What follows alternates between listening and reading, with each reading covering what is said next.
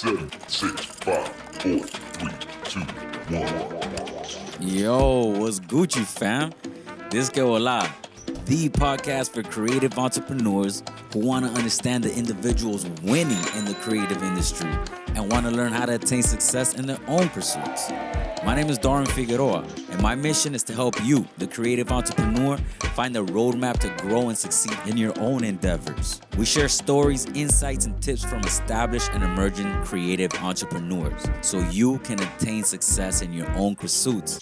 This week, we're joined by two of the hardest working creatives in the game, Chef Frankie and Soflaaa Guillermo Alfonso. Together, we explore the journey from the challenges of the pandemic to launching their food show, La Jama. Get ready for an authentic conversation about passion, hustle, and the unifying power of food. So grab a seat at the table and let's begin. Listo. Thank you so much. We are in another episode of the Que Bola Podcast. You know what it is. Thank you for everybody for tuning in, for listening. Thank you everybody sending me all the well wishes and all the support. I really do appreciate it. It makes a big difference. This is a one-man band, and all that love and all those DMs, de apoyo, I really appreciate that, my people. In the studio today, we got two of the most hard-working creatives I like that. in South Florida, bar none. Chef Frankie, Soflaaa, Guillermo, thank you so much for your time. Thank you. Thank you guys for spending some time with me and letting me know what's going on in your world, man. Oye, we appreciate being here, dog. And you ain't lying. You are truly a one-man band, brother. Oye, we got here. The homie got the camera set up, the lights. He got the mics. He got everything going, dog. So shout out to you, dog. Thank you, 'cause bro. you I are a appreciate one-man it. band. We knew he was efficient, but this is tight. Thank you, This brother. is tight. I appreciate Another you. level. Thank you. Yeah, man. So, I originally met you, Frankie, through these businesses of like restaurants, through my wife and us coming together for helping out other restaurants achieve their goals, right, and executing and opening up, and that's how I got to meet you, Soflaaa. How do you guys come together and decide more or less what projects you want to take on, how you're gonna execute those projects? How do you guys like put two minds together to do that? I mean, I think we're open to like all jobs. Okay. Obviously, we pick the best of the best, right? Whatever we're the most efficient at, and we can get done in the best, most efficient way. When it comes to like reviewing restaurants and stuff like that, yeah, we'll get the DMs, right? And just, it's always good to do almost any restaurant because you establish those relationships and just get the work in, bro, you know? Get out there. I think too, for us, like, authenticity is super important. And I think, like, he didn't even mention that because we don't even think about it, right? Like, that's just part of the DNA for us. So, like, we only really do things that we want to do. And that's how we kind of pick and choose the places that we're going to go. Like, yo, we eat the stuff that we go review, you know what I mean? Like, we're real fans of street food and shit like that. So I don't know, dog. Like, authenticity is a big thing for us. It has to feel good to us, and it has to be something that we want to do, like, from the beginning. Yeah, like any restaurant can call us, right? Like one of the, whatever huge restaurant could call us, and we won't necessarily take it, right? But I don't know, when the homegrown peoples call us, like, I think that's when we enjoy going, and we try to just keep it Miami, right? Keep it 305, keep it Miami, no matter where we're at, whether we're in Japan, no matter where we at in the world, we just keep it Miami, keep it real, what we like to do, you know? That's how we give off the best energy, is when we're doing what we like, you know what I'm saying? We're not forced. So give me the backstory, the beginning of how like La Jama and all of that came to be. How did you guys decide on starting that? What was the catalyst for it? What made you keep carrying on doing it, right? Like, it's a lot of work. Believe me, Yeah, I know production is a lot of work. It sure is, my brother. Because, like, La Jama was born from COVID, Okay. right? COVID shut the world down, and we decided that we didn't want to get shut down. So we said, you know what, fuck it, dog. Things are going bad right now for everybody. Why don't we come up with a food show? And really what it was is, I'm a film director, content creator. He's an actual chef. we've been best friends for a long time, and he was like, yo, why don't we just get together and like film food? So that's really how it was started. And then again, just being authentic to ourselves, we were like, yo, this show is really, if we're going to do this, it's got to be hip-hop based, it's got to be urban, it's got to be street food, it's got to be a certain style of editing that only we could do. And I think that, like, while everybody was worrying about El Mundo Acabándose during COVID, we just pivoted, dog, and just chased our passion.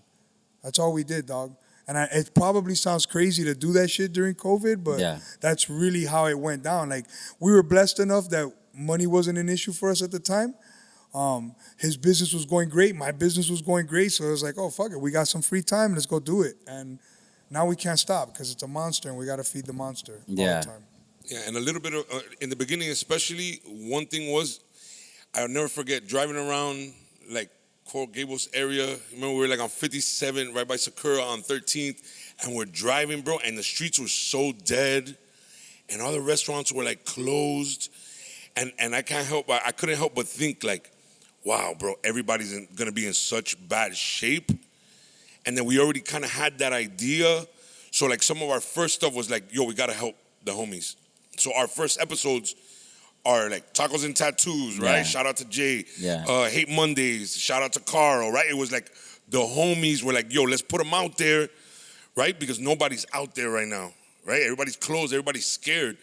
So it was kind of like an obligation to us in a way. Like, this is where we should start, right? Let's start with the homies, the people who are doing bad. So our first video was driving around, just taking B-roll of everybody that was open with a sign outside. What do you mean a sign outside? Like with a sign outside saying we're open because the block is down. That was our first video, was taking videos of places that were open, and that was our first video we ever to put big up. them up.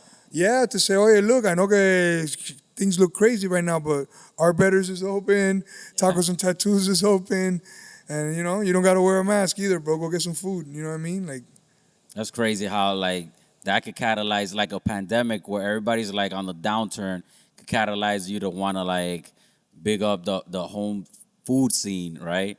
That's I mean, I tip my hat off to you guys for even considering. We didn't want that shit to die, bro. It felt like everything was dying, cuz we didn't want it to die.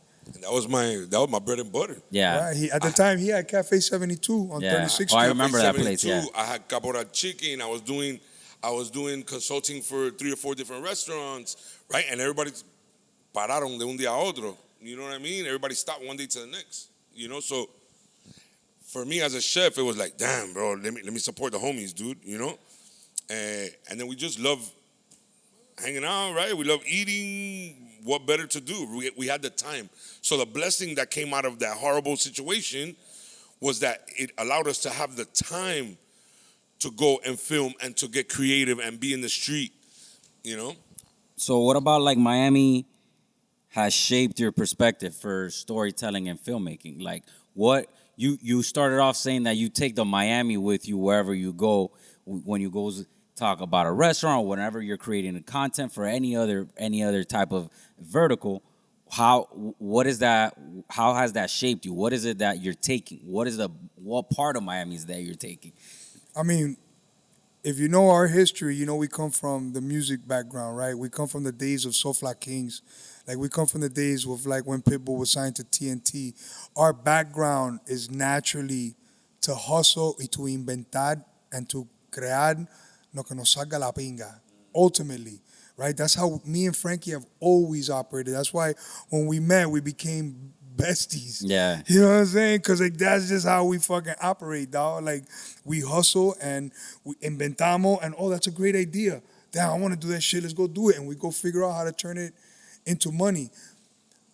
That is the story in itself. That is the hustle. That is in our DNA. It's in your DNA. It's in mine. It's in Frankie's. Like, that's just what we do. So for us, it was like, okay, we have to do something, one, because we love it and we're passionate about it. But then we got to figure out how to, like, monetize it and make it, you know, work for us as a business or however, it may be, really. I feel exactly the same. To me, bringing the Miami with us is just staying authentic to who we are, right? Bringing that hustle with us every time and not fucking around, doing what we want to do, right? And that was the thing about the pandemic, that it gave us a shot, it gave us a chance to do what we really wanted to do, right? Because you have to be at the restaurant, you have to slave, you have to cook, you have to, his situation was different than mine, but like we were both on the grind in the rat race, right? Yeah. In the hamster wheel, and it gave us an opportunity to do us, right? And to showcase us. And everywhere we go, bring that hustle, that flow with us, I feel you. I mean, coño, la salsa de Miami es única, brother. Come on, dog. Like, la salsa de Miami es única, brother. Like, I always say, dog, like, if you're born and raised here, I could place you anywhere in the country, dog, and you're going to do well.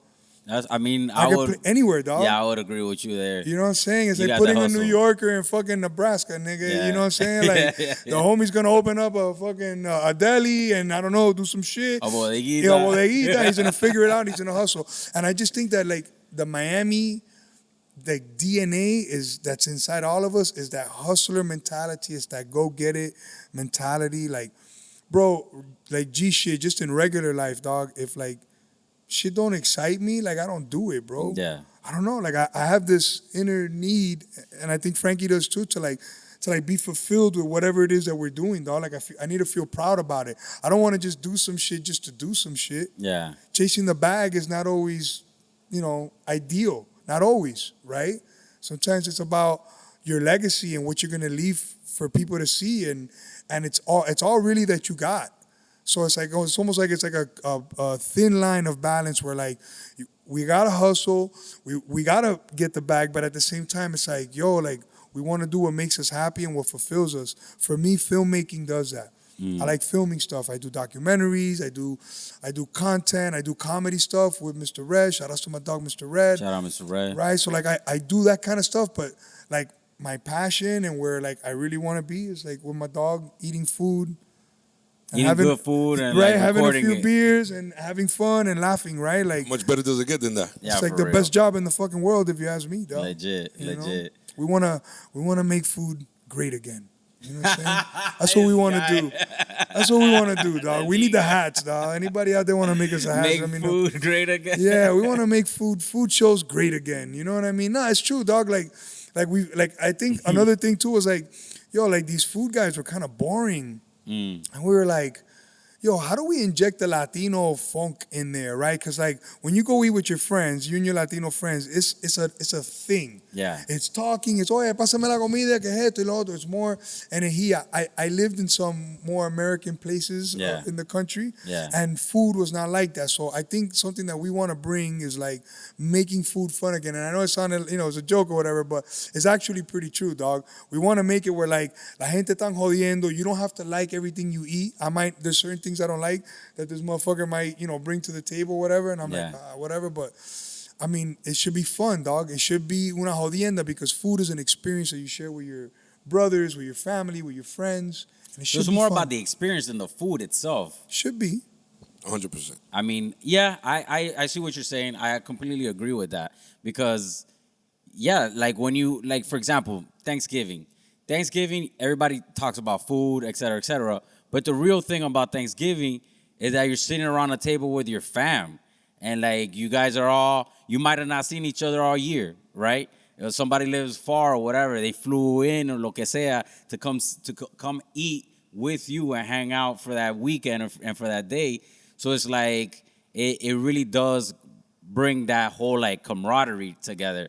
I have, like, a vivid memory, right, of being with family members that have since passed, right?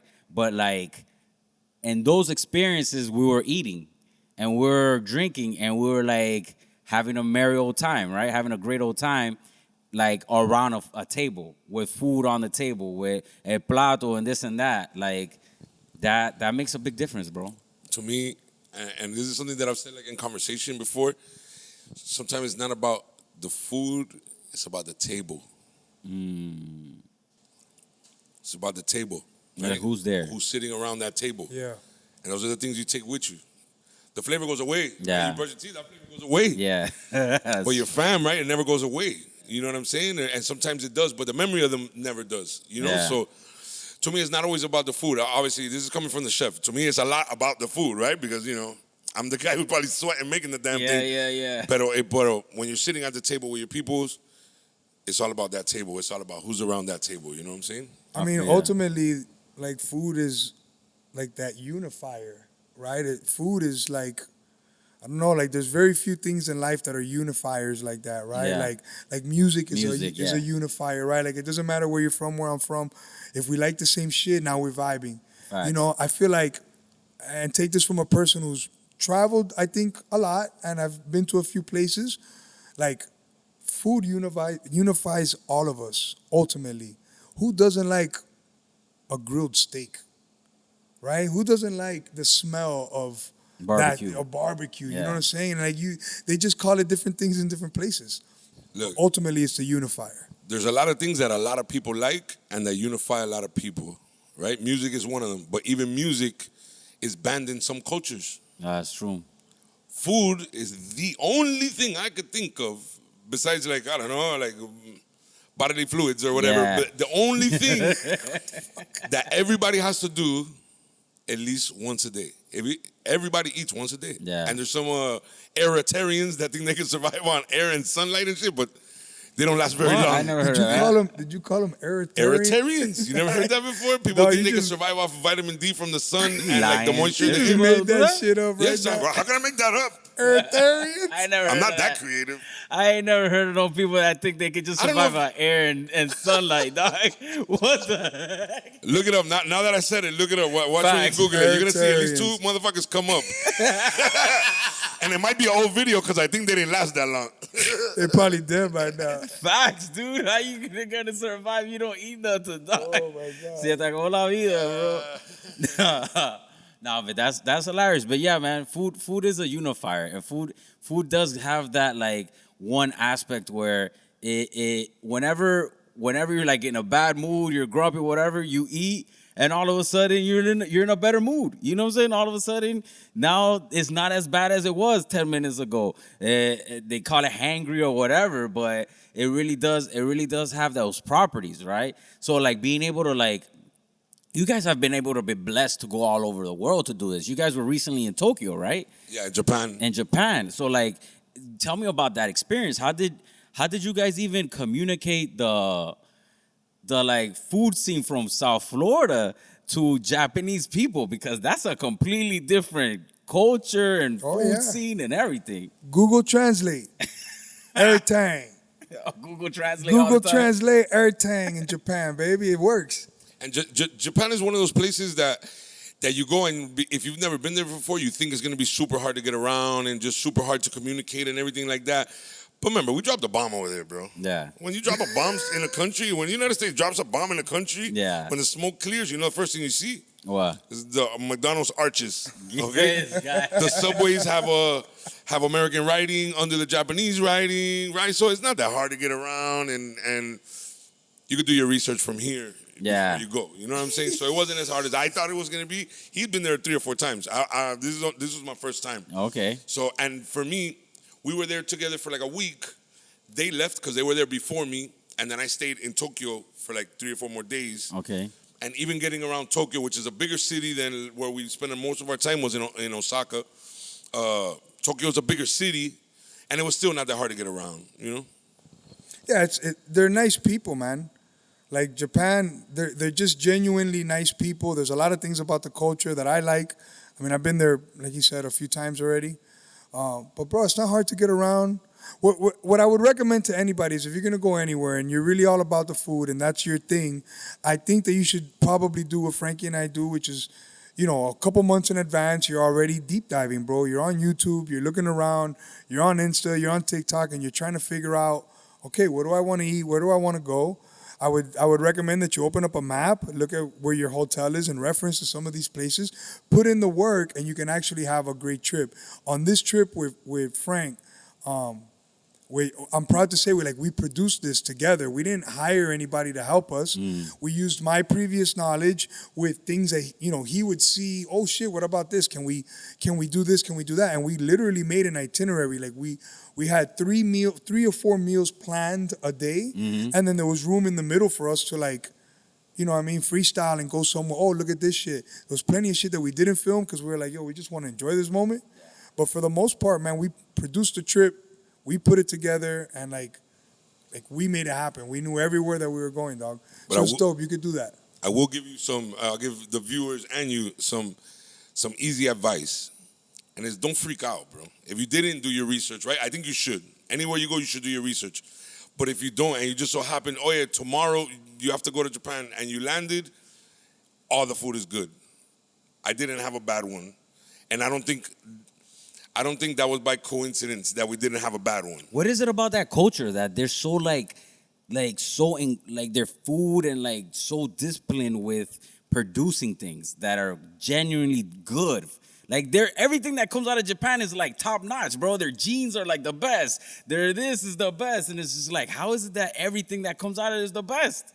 It's one thing, dog. What? There's one thing. Everybody in Japan does one thing, and they do it well. Yep.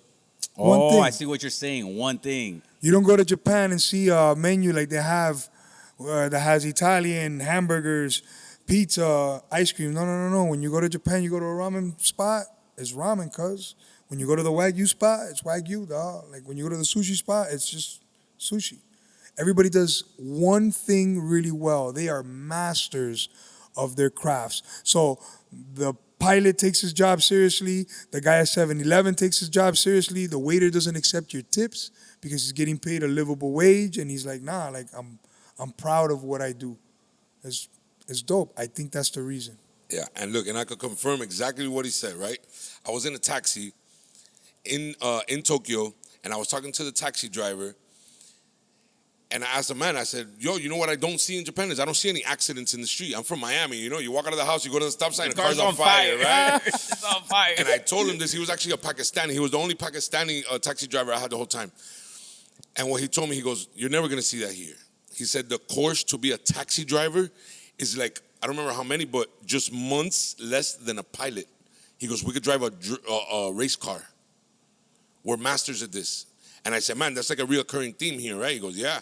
I was on the way to Kapabashi, which is kitchen town, right? To go buy some kitchen knives and stuff like that and some chef knives. And the knife guy is the knife guy. Exactly what he said. That's what he does. He just makes knives his whole life, and he masters it. The tuna guy is the tuna guy, right? The blowfish guy is the blowfish guy. Everybody's the guy of what they do, and they're not trying to do nothing else. That's why every fruit, every strawberry is this big. Every grape is like this, right? Like one of the episodes we just dropped has these beautiful strawberry. I thought they tasted regular. Yeah. But bro, they were beautiful. They were good. They were good. I paid $10 for the stupid strawberry. That's what it was. But there was no flaws in the strawberry, period. They grew it to perfection. Everything is as close to perfect as they could get it. Bro, like wild. I had un melon when I was there. At the end of us, I was like, yo, Frankie, we gotta try some fruit. And like, bro, the melon, everywhere you go, like the slice, it's already like sliced, it's already diced, it has little palitos so that you can take your piece. Like, they don't, like here you go buy un pedazo de melon, you gotta unwrap it, you gotta cut it yourself, you better get some napkins. No, ahí picoteado con los palitos ready to go. And then, cuz, I kid you not, the melon was perfectly ripe. It was at the point where, like, coño, si lo deja maybe un día o 2 días más, está malo. But right now, esto más dulce que esto no se pone. And that's what it was every time. Every single fruit. Every single fruit. Damn, that's wild. Yeah. Really wild. Like I still haven't seen, like, my wife eats really, really clean, so I go to a lot of farmers markets and stuff like that, and I look for the best. Yeah. Produce, whatever. Not even close, bro. It's not even worth it. It's not even worth looking for. Just buy the regular one from Publix. Because it's never going to compare, bro. Shout outs to Publix. Damn, that's wild, dog. Yeah, I mean, you know what? It's crazy interchanging that with, like, American culture and, like, especially South Florida culture, which is, like, over here we're trying to be the masters of everything, right? Like, what is it that they say? Like, when you become a jack of all trades, you're a master of none. Master of none. Yeah. I mean, I guess we're on the jack of all trades because, like, you see so many hustles and you see somebody hustling, making money here, doing here. You're like, oh, maybe I could do that. Maybe I could get a little leeway here. But if you think about it, though, right? Like vamos ponernos pensar un segundito. Like, the people who are really successful here usually do that one thing. And if you think about it, right? Like, top sales insurance guy, the top I don't know, food critic guy, the top whatever, they usually stick to one thing. It seems to be a great theme to follow anywhere in the world to make yourself successful. I think that's the problem with a lot of people. Everybody wants to do everything, and if everybody's on the field, then who's in the stands, right? That's true. So you have to pick what you're gonna do and then do it till it kills you. Right? And I think that's the way to go about doing that, right? Because if you're gonna say, no, I wanna do a YouTube food show, prepárate. Because you're gonna be here, long hours editing, long nights, you already know what it is, right? Then you gotta post it, you gotta make the reels, you gotta do this. Y prepárate, you gotta go for a long time. Yeah, before you get any traction. But if you really think about it, it's the same with anything. If you were gonna go sell tires right now and you're gonna go open a tire store, like, prepárate. Prepárate to go through all the things that tire store owners go through, right? Prepárate to all the things that like a new franchisee owner would go through. Yeah. Prepárate, it's not going to be easy. Is it going to be worth it? Only you can tell. But you got to go through the motions, dog. So it's like, I think that's the problem. I think that ultimately the people try to do everything because they're scared of doing one thing. And they need to find that one thing and just do it till it kills them. That's my personal philosophy I on feel shit you. like that. I feel you. My philosophy is similar, but it's a little bit different because I always did the same thing for the most part, right? Like once I started food, it was a lot of that. Yeah. And then shit came around and shit happened, and I was like, lucky that I'm a hustler. Yeah. Right? But man, my industry got fucked up for a while. Yeah, you yeah, know what yeah, I'm saying? yeah, And if yeah. I wasn't that guy who could multitask and pivot into something new, it would have been a lot harder for me. You know what I'm saying? So I say it's always like, concentrate on the bag, but coño, you always have to, be making your little pile on the side too in case some shit flips, Yeah. Hey, 2020 was crazy, right? And Yeah. it made me go into my side bag and pull some shit out so we could hustle and get moving forward. I mean, but even so, like, I feel like you guys still stayed in your respective lanes, but you just were in a different road, right? Like you were still in the same lane, but you were, instead of traveling on paved roads, you were on the back dirt road, but it was still the same lane because you guys are still in content creation and in food. It's just now you're not actually cooking the food. Now you're like reviewing the food in the food spots, and you're creating the content, but now you're creating it around food and around those like topics. So like you didn't completely leave what you were doing. You stayed exactly where you're at. You just pivoted to another way to do that same thing. Yeah, 100%. Which is, I mean, you gotta be able to like handle adversity. We were talking off camera about that earlier. Like a lot of the people coming up I don't know if that lesson has fully like come in to play, that you have to know that there's gonna be adversity for everything. That's the one thing. Like there's nothing comes easy, because if it was easy, everybody'd be doing it. That's right. So like everything has adversity, and you gotta know. I think adversity is basically the game of life. Like literally, the game of life is knowing how to handle adversity, because you're gonna be dealt with adversity nonstop. I say every once in a while, I say thank God for the problems, because if it wasn't the problems, I wouldn't have the job. There's always got to be somebody to fix the problems. Yeah, that's true. That's true. Siempre me toca a mí. I mean, but that's a good thing, because you become the key person. Like, it's like in a business, right? When right now the people are going through downsizing and businesses and things like that. But they're not going to get rid of that one key person who knows how to handle all the problems. They're like, nah, okay, we'll fire all these 10, 15 dudes that will just like type in or doing whatever. But this guy, he actually fixes everything. So I can't let go of this one person. So like, you got to try to become that one key person in whatever lane or whatever industry you're working in, right? So like, looking back, you guys are now been doing this for a while. You with your content creation, editing, writing, and you with your food creation, being able to consult on restaurants and have your own restaurants. What's something that you would go back and tell high school Frankie, tell high school Soflaaa, like, yo, my man, this is something that you need to try to fix, or you need to focus on this to try to get to where you want to be? What's that one key? I feel like we're both gonna give the same answer. It's like, What is it? super easy, bro. Don't do drugs. Yeah. Don't do drugs, kids. You know, I Don't think do drugs. Don't do drugs. don't do drugs. We grew up in a different era, dog. I don't know, dog. We 305 dudes, like real Miami dudes. We grew up in the 90s. Yeah. Down here. It was a different era. I think we were way more ignorant back then. Okay. And we didn't understand the future. You know, what would I tell myself back then? Oye, deja la jevita y deja la droga y ponte a trabajar. Because I feel like when I was a kid, like, I think music and culture in Miami was becoming this thing that it is now, and I was wrapped up in all that, and I was loving it. Yeah. But I wasn't really thinking about the future, dog. So I don't know. I mean, I'm glad that at some point I snapped out of that, but I wasn't when I was a kid, dog. But I'll tell you what. Same thing with him too, not just me. Both of us together, actually. We chased what we loved. And that's a piece of advice that I can always give. I have an 18-year-old that I give advice to every single day. Yeah. And it's find what you love and do that shit as hard as you can until you make some money. And once you make some money, you'll understand why I push you in that direction, you know? Yeah, agreed.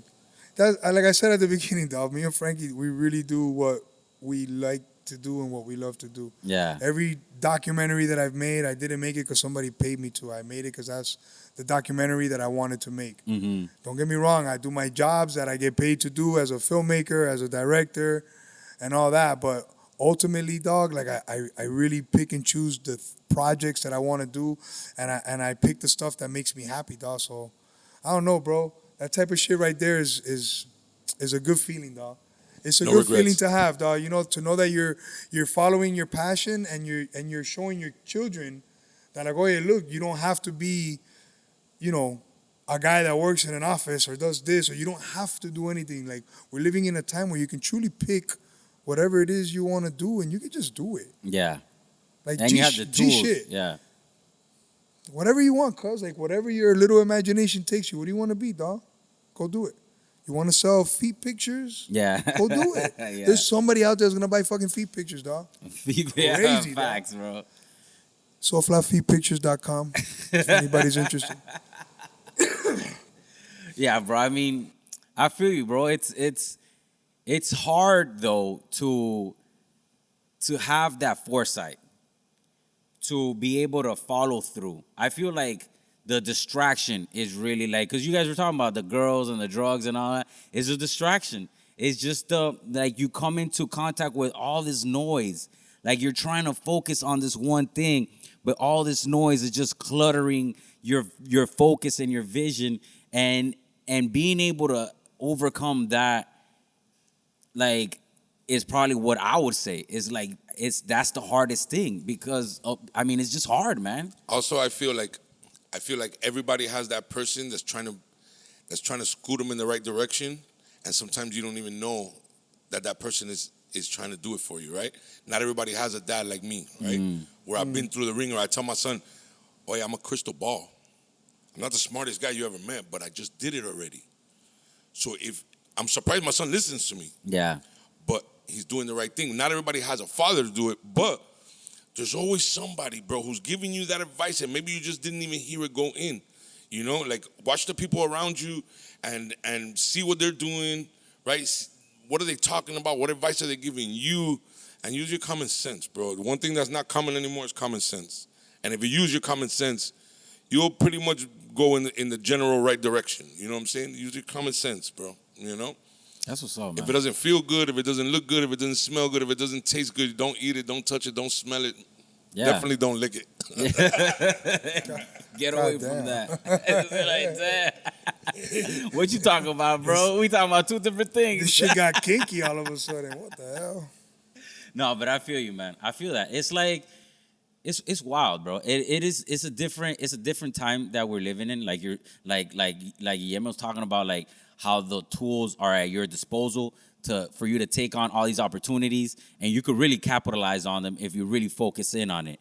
But once again, we're also living in a time where it's just mad noise, bro. Like social media, todo eso.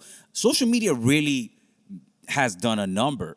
Like, I feel super lucky that I grew up in a time frame where, like, social media wasn't around. I didn't have that anxiety of having to look at what my friend was doing. Like, I would leave school, and that's it. School was over. That's it. Like, until the next morning, I ain't see nobody from school unless I want to go play ball with my boys or whatever, this and that with my friends. But it wasn't like I was still checking in on, like, fulanita or lo que sea, right? But even right now, you leave whatever function and you're still with that people because they're in your phone. You pull up your phone and you're like, oh, look what this person's doing. Oh, look, this looks so fun. And then you start comparing, and that's where you start like your downfall. You're like, oh my God, why am I not doing this? Why am I the wrong one? Why am I left out or whatever? You know? The thing is, the social media, it hypes everything, right? The one thing I tell my kids, right, is like, yeah, you're looking at that dude, but notice how I only post on Friday. Must be payday.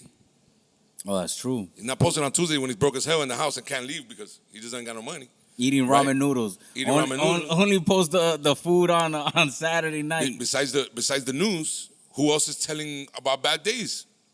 Very few people are going on and saying, man, I had such a bad day today. You know, I walked my dog and a guy tried to attack me, and then I went to work and I was late and I slipped and I hurt my thumb, right? Like, nobody's talking about that online. Everybody's like, oh, I'm balling out, but they're not posting Sunday morning when they broke. So it makes people, I think it makes young people feel like, damn, what am I doing wrong? Yeah. Why am I not getting it like this dude? But it's Friday. That pressure is crazy, though. That pressure has to be crazy. Yeah. We didn't have that. We didn't have that pressure.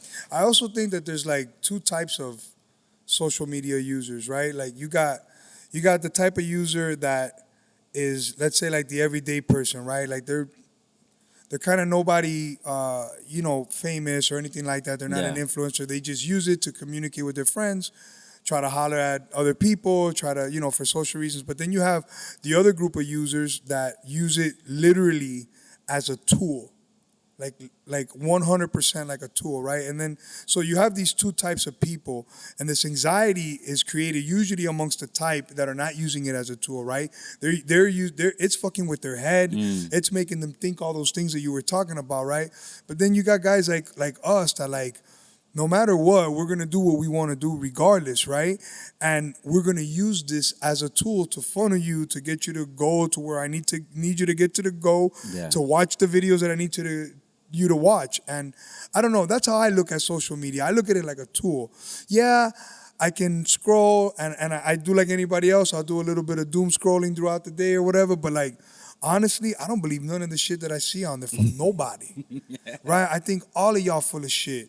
I know that I live a really dope life in real life, but I also know that a lot of y'all on there are full of shit, right?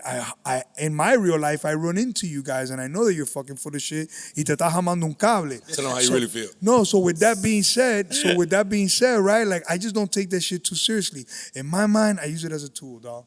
I feel you. In my mind, that's what it is, dog. It's a tool, dog. It's in the tool belt, and I'm gonna use this shit to, dog, because of social media, I'm able to pay my mortgage, and I'm able to fucking feed my kids and go on summer vacations and all that, right? Yo, de verdad que vivo de eso, and I say that because of the content that I create for my clients and shit like that. Like, it goes on social ultimately. Yeah. So, it's like you can either use it as a tool or it can be your veneno.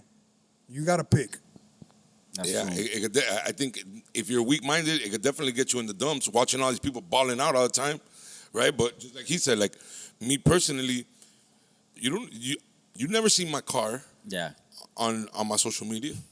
You never see my crib. It's because es un cacharro. You don't want to post a fucking 89 Ford Galaxy. You know what I'm saying? What the fuck? No, but I'm saying, right? Like, I use my social media like a tool. Yeah. I post my business on there.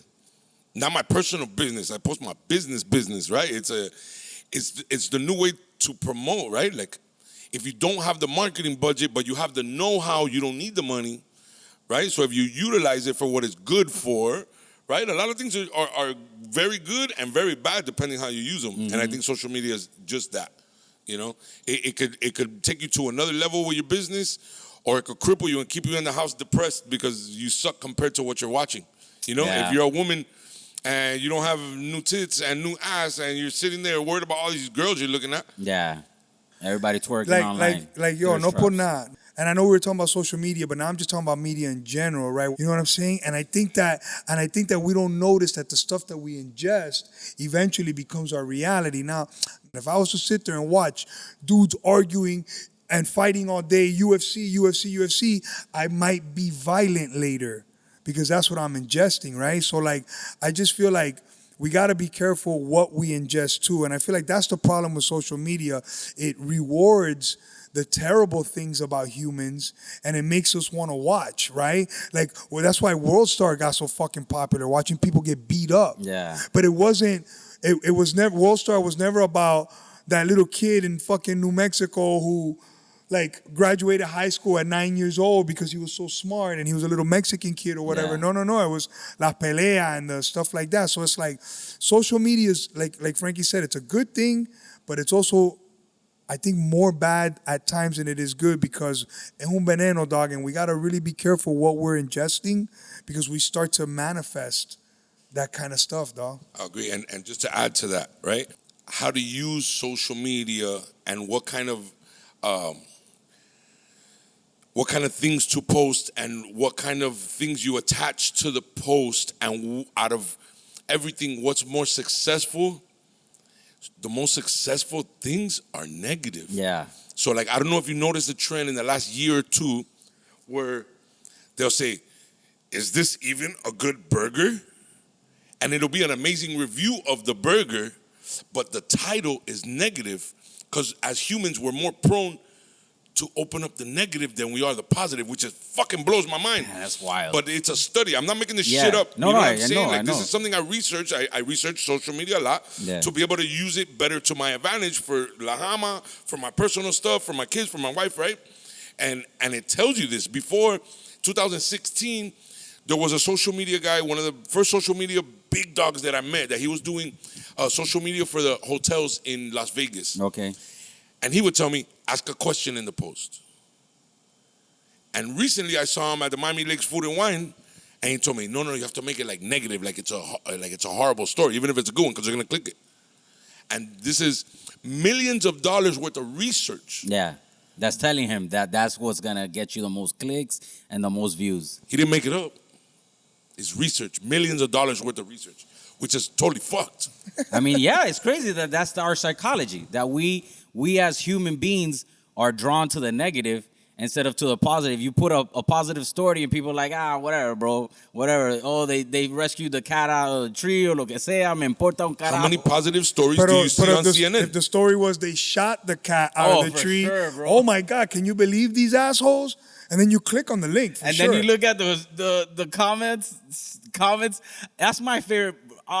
That's my favorite part of social media. Is the comments? Is the comments. I'm in the comments. Like when I see a post or something, I'm not even like doom scrolling. I'm just trying to find something that I'm gonna look into the comments and see people whiling because it's just hilarious how often how ingenuity works in human beings. They will come up with the craziest captions or the craziest like little something to put on the comment, and it's like, man, this is genius. This person wrote this like based on this picture or this video. This is a great caption, like a great comment that they wrote. Perfect comment. Like it's so crazy. I was gonna ask you, like, how many times are you just like scrolling and you see a video and before you finish watching the video, you're like, no, I gotta go to the comments. All the time. Because the comments here are gonna be lit. All the time. I do that all the time. So Literally. like I tell people like, yo, my algorithm is like really fucked up.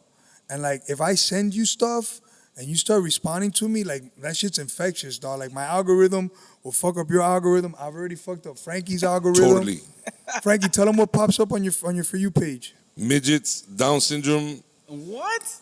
Yeah, handicap rappers. Remember the Italian guy Handicap in the chair rappers. ran like this? Damn, that's crazy, dude. Yo, I don't know what it is, and it's like it's crazy because supposedly the algorithm knows what you want to see, and all it shows me is midgets and you know handicapped people in wheelchairs rapping. Like, yo, I see some real wild shit, dog. Like when me and my wife are laying in bed, and I'm just scrolling, she's like, yo, I'm not even looking over there because that shit is just wild.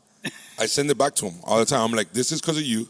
That's right? Like funny. this, You sent me this, Now my algorithm is screwed because of your This shit. algorithm is autistic Down fucked up. syndrome little person doing, I don't know, like with his head in a watermelon singing. Or something.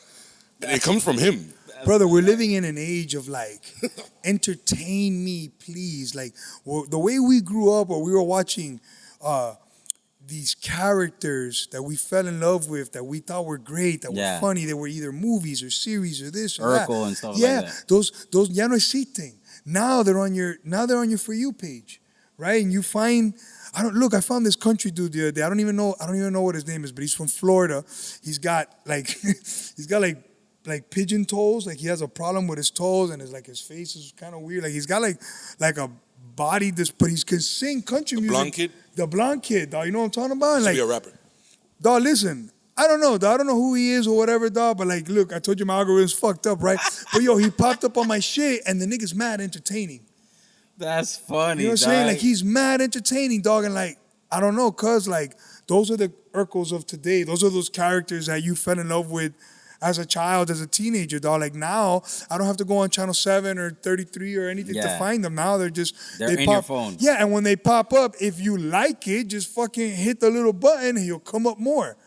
Like, oh yeah, like, we're living in the future, baby. The new one on my timeline, for some reason, I don't know where that one came from. I don't even know if it came from you. It probably did. Is like the cholas. Have you seen the Of cholas? course. That La Osita Of course, and La Sleepy? Sweet, little Sleepy, dog. You know about Little Sleepy? Bro. Yeah, Sleepy with the tattoos. Yeah. Yeah, I seen it. No, yeah. Osita's the one with the tattoos on her face, and then Sleepy, like, Yeah. yo, I Real chola life. real chola life. Yeah. Word. But That's a crazy culture. I think it's super cool. Yeah. Right? I enjoy it. Like, I don't know. I can see myself being that in another like universe or something, right? Like, cool. Another version of you. But when you look at the context of the content, they have 4,000 videos posted on their page. Yeah. And it's this. Yeah. There's no in-depth, super intelligent conversations going on. Yeah, There's yeah. When they It's just when quick they do entertainment. when they do skits, I'm like, wow, that was a super horrible skit. Next one. And you still watch the next Horrible. one. That's crazy. That's crazy. You'll be like, this is horrible. Let me see it again. Let me see more. Let me see more of this. It knows what you want to watch. It knows the cholo culture is something foreign as fuck to us here in Miami, right? We're Hispanic. It's like seeing a long lost cousin or something that you don't know existed. Like, yo, that's my Mexican cousin, bro. But like they live a whole nother life over there on the West Coast. Yeah. But we still eat beans. Like we still have certain things in common that are like on the ground floor still the same, right? We like tortilla and all of that. But it's just we like rice. They just like their rice different, right?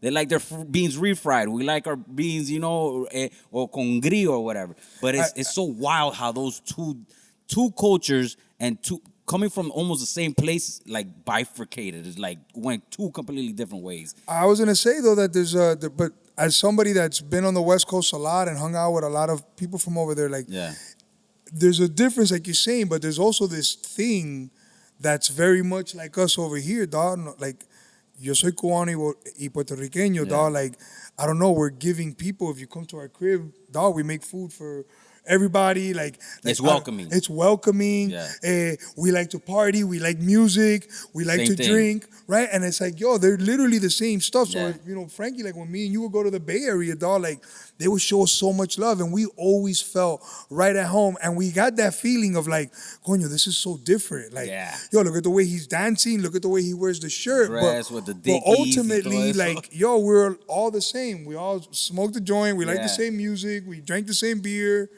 We all eat beans. And we all eat beans. It's crazy.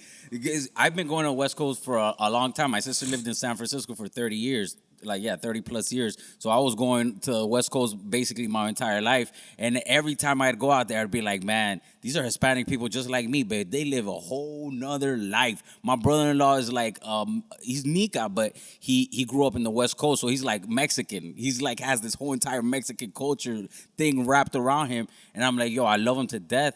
but it's just so different. It's just so wild. And you know what? He loves the fuck out of Miami. Of course. He's like, yo, Miami culture's the shit. Like, I'll leave Cali for Miami, this and that, da da da da. He's like, I love it out there.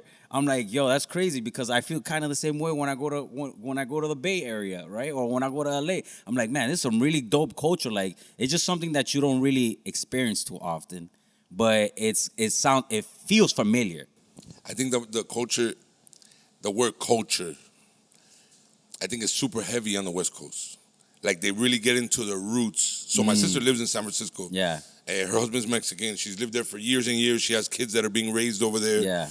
And I have another sister, right? My nephew and my other sister were at my dad's house, and my sister sleeps real hard, you know?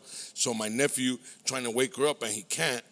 And he told my dad said, did you wake her up? And he goes, no, I think Nani is an ancestor. He's Mexican. Yeah. They're into their roots. They're into their culture. Yeah. And that's what he called her. Like, that's what he associated. The fucking, right? Yeah, the Aztecs and shit. Yeah, the Aztecs, that culture. So they're a lot more entrenched in their culture than Miami. We have a new culture, a party culture, a lot of different cultures, right? Because we're a melting pot. That's what it is. Jewish we're more people. of a melting pot. Yeah, we have Latins, we have Jewish people, we have Arabs, we have Russians. We have people from all over the world here. So it's not like Mexican is super prominent and South American is super prominent on the West Coast. Yeah. And they stay with their culture. And I really respect that about them. Yeah. You know? Yeah. So you touched something that I wanted to talk about. You guys met each other. You guys became BFFs and you guys collaborated together. And you guys, on your journey forward, are collaborating and whatnot. But for people who want to find a buddy like that, find a partner that you feel that you could collaborate with, what are those key traits that you would be like, man, these are things that we work good together because XYZ? Like, is there anything That's a good question. How would you guys describe that so other people who are like trying to go out and do it find their friend that could help them out and do and work together and things like that? I mean, I would say that something that me and Frankie always had, like right from the beginning, that from the jump, was we were always honest with each other. And we never got mad at each other for the other one being honest. And that's a hard pill to swallow for a lot of people. It's kind of like if I don't know, if you're looking for a mate, you can't find the best mate until you're the best version of yourself to a certain extent, right? So I say that because me and him have always had this policy of honesty and then not getting mad when one of us is being honest with the other, dog. Like, we're man enough to accept that we're both men of integrity, that we're here for the same reason. That's part of the DNA. And as we move forward, we're just going to work in honesty and integrity, right? There's been plenty of times that Frankie did not agree with what I said, did, or wanted to do or whatever, and he voiced that. And what I made sure to do was to not get offended by him not agreeing with me. He's my best friend. He's my business partner. I owe him that minute of like trying to understand where he's coming from. And when I do that, I find myself being able to like, okay, I get why he's saying that. He's seeing something that I'm not seeing. So is that something that you just find in the world? I don't know, dog. But I found it in my dog, and I think I only found it because I'm a man of integrity myself. I'm a good dad. I'm a good brother. I'm a good husband. I'm a good filmmaker. I don't know. I try to be good in everything I do. I don't shit on people. I don't steal from people. I don't know, dog. I'm not a fuck nigga, dog. I'm a real dude from the streets, right? And I can speak for my dog. He's the same type of guy.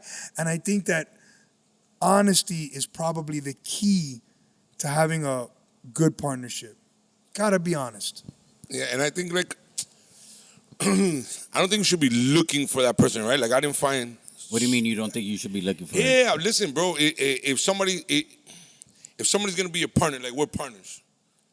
I wasn't looking for Soflaaa when I found his ass. I wanted to battle this dude. I was like, bro, if he said the wrong shit, if he says the wrong shit, we gonna throw hands when I met him.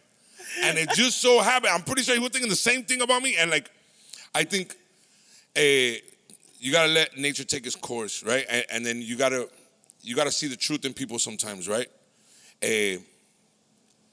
How do they handle themselves? How do they handle themselves on a daily basis, right? Do they listen? Do they just want to talk all the time, or do they have a minute for you? You know what I'm saying? Are they gonna be honest with you? He hit it on the head, right? Like on the way here, he gave me comments. Hey, this is what I think we should do. This is like, right? We talk about strategy, and sometimes just wild. Sometimes I don't know. Sometimes I'll hit the fucking pen before the interview, and I was stuttering like an asshole. Yeah. Right? And he's the guy who's gonna tell me about myself. Yeah. And I don't take it offensively because at the end of the day, we're all in our own little bubble, and sometimes we don't notice the details. And even though I wasn't looking for him, that's my dog. That's my brother, right? Like he could get in my house. I don't have to be there. I could get in his house. He don't have to be there. But it's only because we're always honest with each other, right? We don't take shit the wrong way and get offended. It's like, yo, don't do this, cuz like this is not the right move. You don't have to listen, bro. But chances are, we've done it enough times that we know, like, honesty, right? And it's coming from a good place. 100%. Yeah, it has to come from a good place. And then certain things about people, cuz that I don't know. At this point in my life, right? Like I probably won't say my age, but I'm like, I'm not a little baby no more, right? You ain't a spring chicken? I'm not no spring chicken, right? But like some things you could always know that a person is at least that solid. Yeah. If they're a good father, if they're a good husband, if they're a good brother, if they're a good son, right? Like, I don't know, a dude that's disrespecting his mom, I'm probably not going to hang out with him. I don't know his mom. I don't care what he tells his mom, but you disrespect your mother? Yeah. What you going to do to me? Yeah, we can't be friends. We can't be friends, but you're a bad dad? Sorry, cuz. I got friends that are murderer piece of shits. Yeah. Or they used to be, but now they're good fathers, and I respect that. And I'll never judge you because I don't care about the rest of that shit. You're a good dad, and so I don't have no friends. You'll never see me with a person that I say is my friend that's a bad father. Yeah. For me, at this point in my life, that's number one. Yeah. I had kids way before him. Yeah, it shows the character. But I've seen his kids grow since they were born. Yeah. And he's a good fucking dad. If you follow him on social media, you know he's a good dad, bro. And a wild one, but he's a great father. A little wild, that's okay. That's at this point in life, like if I meet you for the first time and you tell me you got kids and you say, yeah, nah, I don't fuck with them, that's our last conversation, bro. Yo, That's crazy. I mean, friend- if you told me that, yeah, I'm already like looking at you sideways. Like, what do you mean you don't fuck with your own kids? These are your offspring. Like, I was literally about to tell a story that I had a friend of mine. I highly respected him, and we were friends for a while, dog, for like 4 or 5 years, and I didn't even know he had children. damn. And then one day, he posted the children. I realized that he had children, and I was like, damn, cuz. Like, Where they been at this whole where time? they been at this whole time. And I'm not saying because he didn't post them on social. I mean, he never, like at the time, I didn't have children, right? So I was like, yo, you want to go out? It's Tuesday night. You want to go fucking take some bumps and drink some beers? And he was like, yeah, let's go. And knowing that the whole time that he had fucking kids and he was a bad dad. So then when I had my children and I really got to see how he was with his, I was like, yeah, I can't be friends with this person. Like, I can't, dawg, because it goes back to what I'm saying about what you ingest, right? Like, if I'm hanging around with people that are pieces of shit, I'm probably going to be a piece of shit, right? That's true. Como decía la vieja, dime con quién tú andas y te diré quién eres. Tú eres, yeah. Right? And, bro, how many times did abuela or mom or whoever said it, and you'd be like, shut the fuck up. Yeah. And now, what? You're like, damn, that's true. It's fucking true. I only want to hang out with dudes like you. I only want to hang out with dudes like you that are trying to do good things, that are trying to be present, that are trying to leave legacy. I don't got time for other people right now, dog. I can't, dog. I don't have time for that shit, bro. I have to be very careful of what I intake right now. I'm a fucking Ferrari, baby. I only want premium gas. And I think only time will tell, bro, right? So, like, you can get whoever you want as a friend, a partner, or a business partner, anything. Enough time will tell you the truth. You know what I'm saying? Yeah, you the character. You could fake it for years, bro. You can't fake it for 20 years, though. Yeah. You know what I mean? You can't fake it for 25 years like we got. You know what I'm saying? 20 so or, time will tell. 20 or 25. I feel Bro, like your math is fucked I up don't know. sometimes. I always say whatever comes to my head, but if we really want to break down the timeline, right? What year did we meet? Like 2000, maybe 3. 02, 03. 02 or 3. It's 2025. That's 23 years. Okay. That's 25 years. I'm Cuban. It's Yeah, 30 yeah. years. You're That's right. 30 years in Cuba. That's 30 years. That's hilarious. I mean, yeah, bro. It's wild out here though, because like South Florida does bring out around a lot of shady people, bro. And when you're going out there and you're trying to, this is my perspective. When you're trying to collaborate with other people and you want to be like, okay, I wanna work with you. I want to do like where you say, show me who you are, and te digo quién eres. If you show me who you are and all you have around you is just the same carbon copy of yourself, that means that you're not willing to accept other point of views, or you're not even considering other point of views are existing out there that you want to bring to light. So that's something that I always pay attention to that. I always look at that and I'm like, I walk into these rooms and I'm like, okay, I could work with you, or I could fuck with you, because I could tell that you have, it's not necessarily like you have hood friends.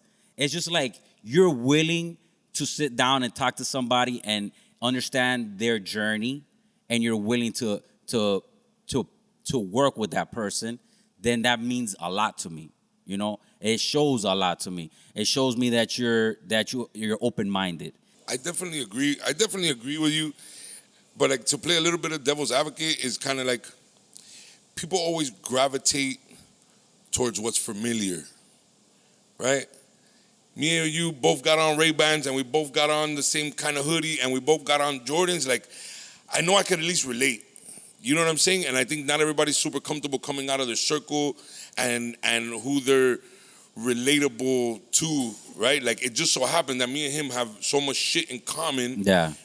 That we can spend hours and days and weeks together. Like, in Japan, I didn't get sick of him. Yeah. He didn't get sick of me. You know what I'm saying? Just because there's never a dull moment. Like, we always have something to talk about. We look a little different, but not really. You know, he's wearing Adidas right now, but tomorrow he's wearing Jordans. I'm wearing Jordans now, and I'm wearing camouflage today, but he's in camouflage. I just relate, bro. So I think it's just in people's human nature to gravitate towards what's familiar.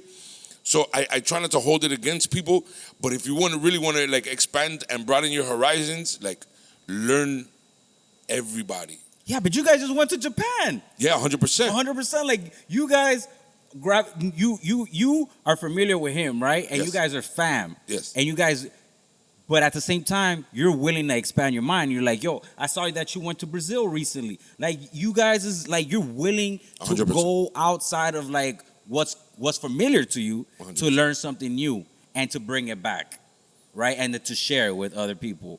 Real education is travel, right? It's learning cultures and it's learning the diversity of the world, bro. That's where you get your real education in life from. Yeah, you can go to school and be book educated is one thing, right? But like, Real world education is traveling, bro. Is finding out new people and all that stuff, you know? But like, on both sides, you're absolutely right. Like, and I think diversity is education, right? But human nature is to gravitate towards. facts. I agree with that. I wanted to say that, like, now, like, even me right now, I'm about to play devil's advocate, because although I agree with exactly what you're saying, like, until you get out of the bubble, dog, like, you really don't understand how to actually deal with people. As long as you live in Miami and this is all you know is Miami, que esto, y Orlando, y Fort Lauderdale, y Miami, coño, you're always stuck in the bubble until you're, I don't know, standing on a fucking street corner in Istanbul, Turkey, eating some Nutella pretzels, trying to find a taxi, you know, like, you know what I mean? Like, you don't really know what it's like to deal with other people and how to really, like, self-regulate. And you can't throw a fit like how you would here if you couldn't get a taxi. You know what I mean? Like, certain things. So, but to play the devil's advocate, though, I think it's human nature to want to help your own, right? And all of us can claim that we want to help everybody and this, that, and the third.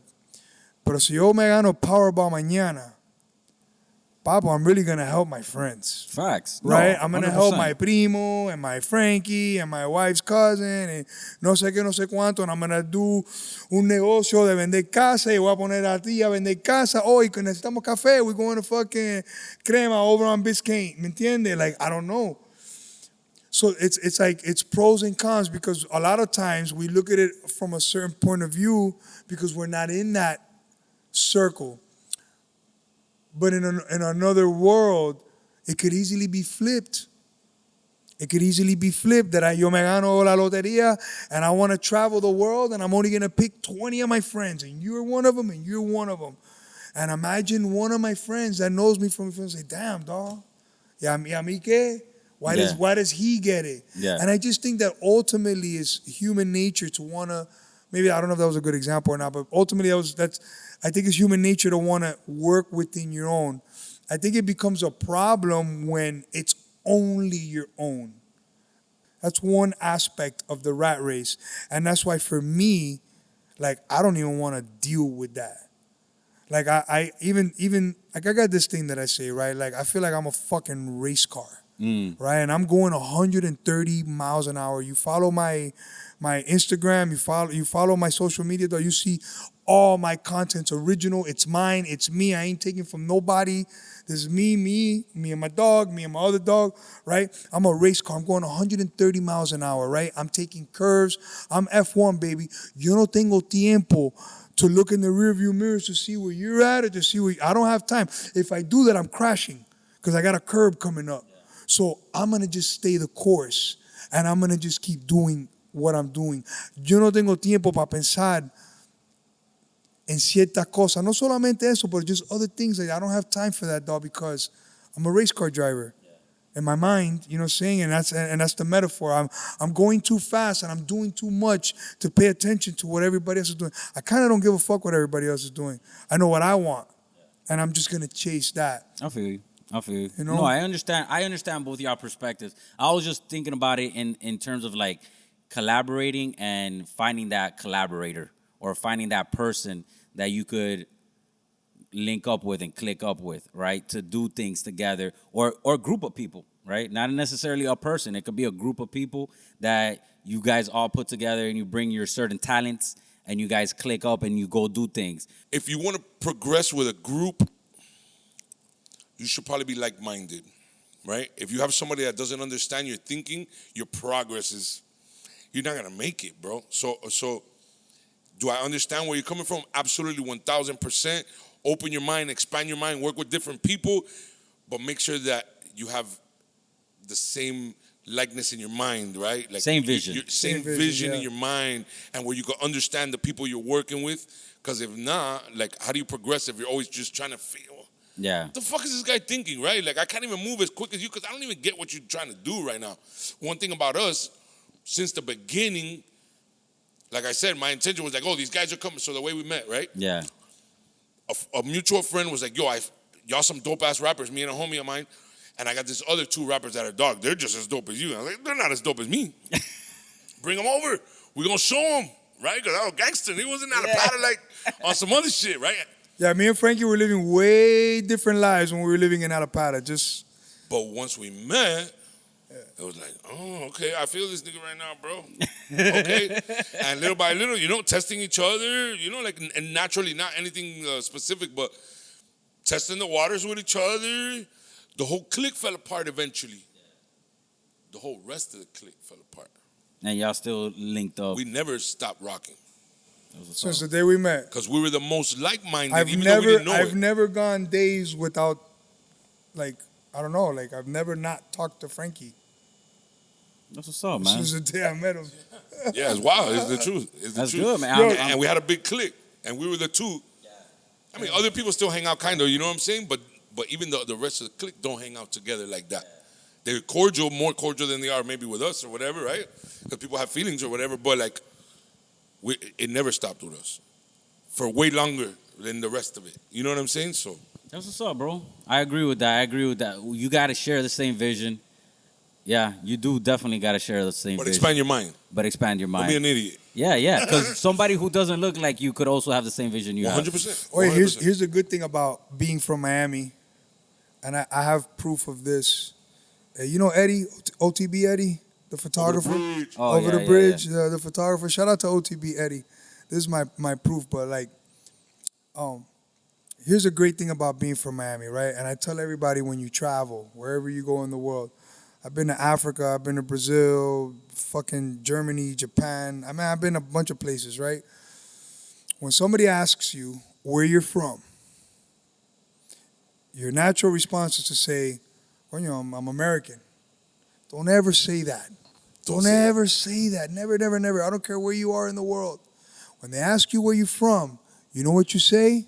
From Miami. Miami. Miami, baby. Everybody loves Miami, baby. When they think of Miami, they think of Will Smith. They think of palm trees. Yeah. They think of, you know what I'm saying? And everybody Miami has Vice. a cousin, Miami Vice. Que Miami, they love it. So I always tell the story that me and my dog Eddie, we went to Turkey. We had a job over there that we were doing. He was shooting photos. I was shooting video, and I had told him, hey, listen, it was his first time going out the country.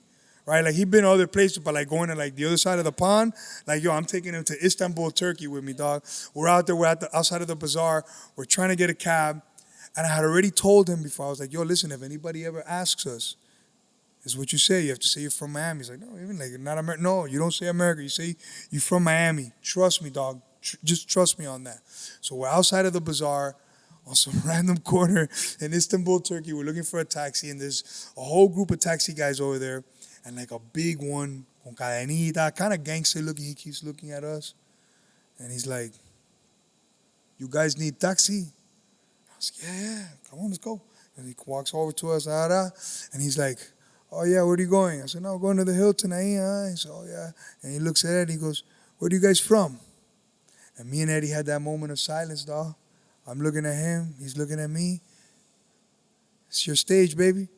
Yeah. Motherfucker says, we're from Miami. He goes, Miami! I love Miami! Yeah. Get in my car. Come on, grab your bags. He gets the bag, We get in the taxi. He goes, what's this? I got something for you. Mind you, when we get in the taxi, there's bobblehead pit bulls all over the fucking taxi. There's speakers behind us. Me and Eddie get in the fucking taxi. This is all because he said Miami. Right now the guy loves us.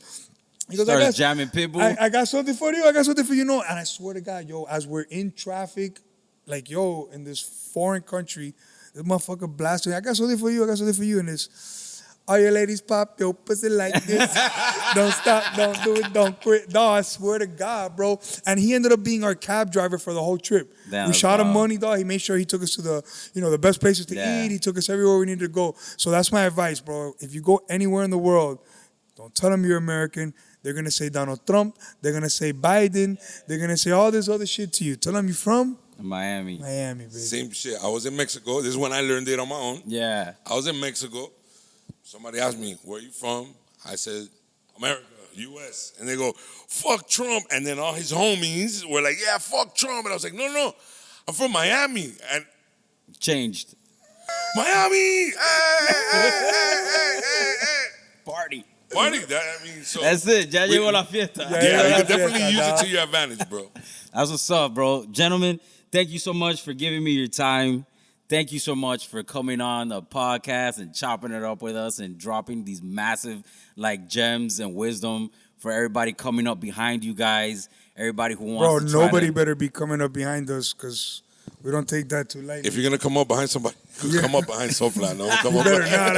I got a gun in my back pocket. This guy.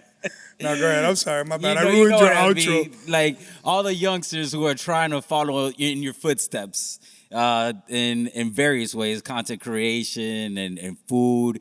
Yeah, man. Thank you guys for sharing your journeys and sharing your insights, man. It's really dope. Thank you for having us, bro. It's all good, bro. Yeah, Can you leave the people with your handles? Where can they follow you if they want to see your stuff? What's the best what's the best way to follow you?